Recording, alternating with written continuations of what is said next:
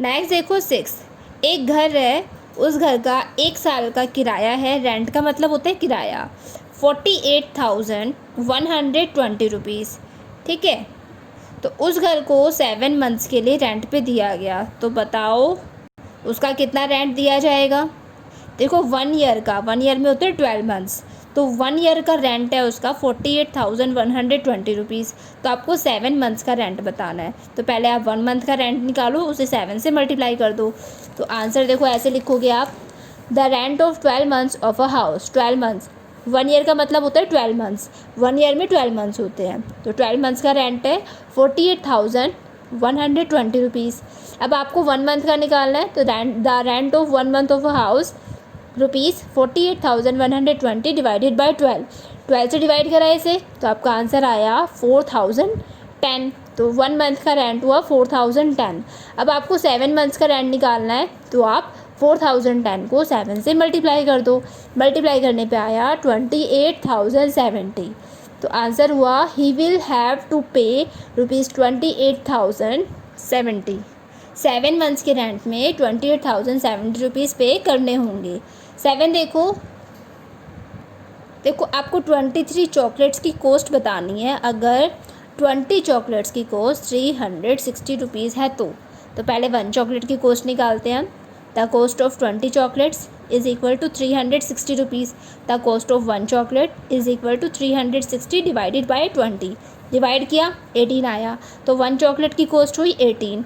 अब 23 चॉकलेट्स की कॉस्ट आपको निकालनी है, तो 18 को 23 से मल्टीप्लाई करो, मल्टीप्लाई करने पे आंसर आया 414। तो आपका आंसर हुआ the cost of 23 chocolates is ₹414। Next देखो 8, if 5 packets of chips cost ₹240, अगर 5 चिप्स के पैकेट्स की कॉस्ट 240 रुपीज़ है, तो बताओ वैसे ही 7 चिप्स के पैकेट्स की कॉस्ट क्या होगी। तो देखो आप ऐसे करोगे इसे, cost of 5 packets of chips ₹240। अब आप 1 पैकेट की कॉस्ट निकालो, 240 को 5 से डिवाइड करो, डिवाइड करने पे क्वोशंट आया 48, तो 1 पैकेट की कॉस्ट हुई 48 रुपीज़। अब आपको वैसे ही 7 पैकेट्स की कॉस्ट निकालनी है, तो आप 48 को 7 से मल्टीप्लाई करो, मल्टीप्लाई करने पे आंसर आया 336। तो आपका आंसर हुआ the cost of 7 such packets of chips is ₹336। Clear है स्टूडेंट्स। देखो स्टूडेंट्स, इसमें क्या है, इस एक्सरसाइज में आपको बहुत सारे आइटम्स की कॉस्ट बताई गई है, तो आप उस कॉस्ट से क्या करोगे, जितने भी आइटम्स की आपको कॉस्ट बताई गई है उस कॉस्ट को नंबर ऑफ आइटम से आप डिवाइड कर दो, तो आपके पास 1 आइटम की कॉस्ट आ जाएगी। अब बाद में आपसे जितने आइटम्स की कॉस्ट पूछी गई है, तो आप 1 आइटम की कॉस्ट को उतने आइटम से मल्टीप्लाई कर दो, तो आपको पता चल जाएगा कि जितने आइटम्स की आपसे कॉस्ट पूछी गई है वो क्या है। अब देखो मैंने आपको 8 ये सॉल्व करके दिखाया है, 8 एक्सप्लेन किया है अच्छे से। अब जो 9 से लेके 13 तक है उन्हें आप खुद करोगे। देखो इस तरीके से करना है आपको, इन्हें आप खुद करोगे।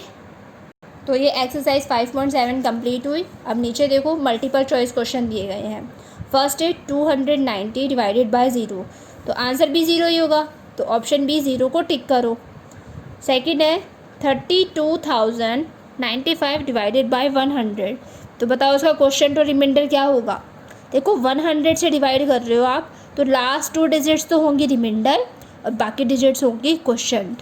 तो देखो लास्ट 2 डिजिट्स है 95, तो ना देखो यहाँ पे है ये ऑप्शन बी में 95 और क्वेश्चन है 320, तो आप इसे टिक करो।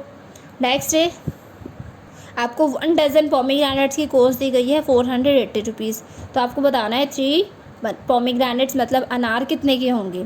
तो आप पहले 480 को 12 डज़न में 12 होते हैं उसे डिवाइड करो और जो आएगा उसे 3 से मल्टीप्लाई करो, तो आपका आंसर होगा 120 रुपीज़। अगला देखो 930 पेंसिल्स को 30 पैकेट्स में बराबर बराबर पैक किया गया है, तो बताओ हर पैकेट में कितनी पेंसिल्स होंगी। आप 930 को 30 से डिवाइड कर दो, तो आपका आंसर आया 31। हर पैकेट में 31 पेंसिल्स होंगी। अब देखो लास्ट पेज, ये जो लास्ट आपका चैप्टर 5 का पेज है 66, इस पे आपको इस चैप्टर की फ़न एक्टिविटी दी गई है। तो बच्चों इस फ़न एक्टिविटी को आप खुद ट्राई करोगे और एक्सरसाइज 5.7 को अपनी नोटबुक में करोगे और उसकी प्रैक्टिस करोगे।